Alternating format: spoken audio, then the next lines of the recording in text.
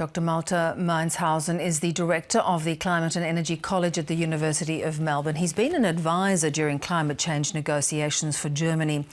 I asked him whether the move by Mr. Trump could indeed galvanise other nations into a firmer commitment.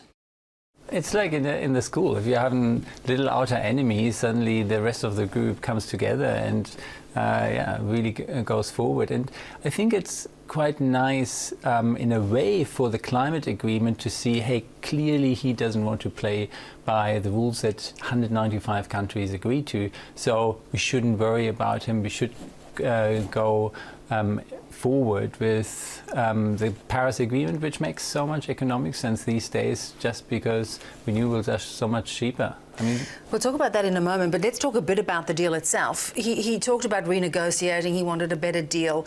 Tell us about the practicalities of it. How's it going to work? Well, it's absurd. He says he goes out of the Paris Agreement. Article 28 of the Paris Agreement states that he has to wait until 5th of October 2019 before he can just deliver his instrument of withdrawal, and then after another year the US would be out. So he's just talking like in a reality TV show. You're fired and you're going out. But that's not how it happens in a UN treaty. You have some rules, and the rule of withdrawal from Paris Agreement is also very clearly said.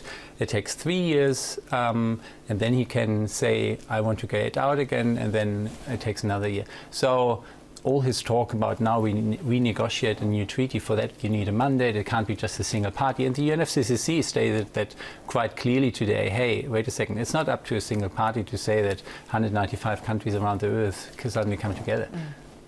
Let's talk about the practicalities, because of course many states in the US are legislating themselves. California is probably the leader in that regard. Businesses are investing heavily. So is he being left behind? Yeah, I mean, to a certain extent, he really doesn't matter. He's not going to change the course of where energy investments are going. Today, we saw the announcement of the coalition, the US Climate Alliance between California, New York and Washington, and there are lots of alliances now coming up. And in fact, the pure economics of renewables are just cheaper these days to invest. There's not going to be new coal power plants built, neither in the US and very rarely, or to a decreasing rate elsewhere. So just the pure economics drive that revolution towards a zero carbon economy, as the Paris Agreement states. And he's not going to change that whether he wants or not. Will he cost US jobs or gain US jobs? That's the absurd part. Like for the rural community in Pittsburgh, or let's look at Texas, all these renewable energy investments in the US, they benefit the rural communities, and he is shooting himself in the foot by withdrawing from an agreement that could be a big innovation and technology agenda. And that's also why the conservative government in Germany takes climate change seriously. It's a big innovation, technology and jobs program. It's one of the biggest investment programs around the world. And suddenly he says, no, coal, which is just not profitable these days anymore. Is China stepping into the breach, do you think? Is that a possibility? They were very clear that they are going to stay committed. It's a big country, it's a big polluter. Yeah, I mean, the signs are very good. The EU and China are meeting right now, and we expect an announcement of a joint EU-China statement at the end of that summit. So it looks like China is stepping into the void and saying, hey, we are serious. We are going ahead, and they have lots of reasons to go ahead. The economics, but also air pollution. Like they want to solve that problem. Absolutely. Let's talk too about the financial fund that the US was a very big part of. Now, this is for developing nations who have been trying to catch up in terms of industrialization. That must be a big whack to the budget if they don't commit the kind of money that they were going to.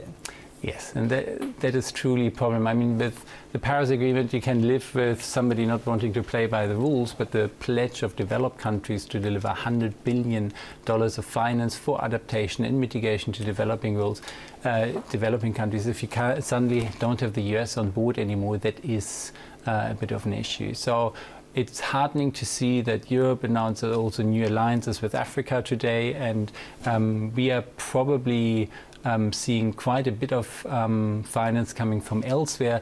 In the longer term, now that many renewable energies are just the most economic way to go forward, maybe we save the world without huge sums of extra money. But for adaptation, especially for small island countries, that is a huge issue, and other countries have to those step countries up. in the Pacific that have got the ocean lapping right on their doorstep, that's going to be a big issue.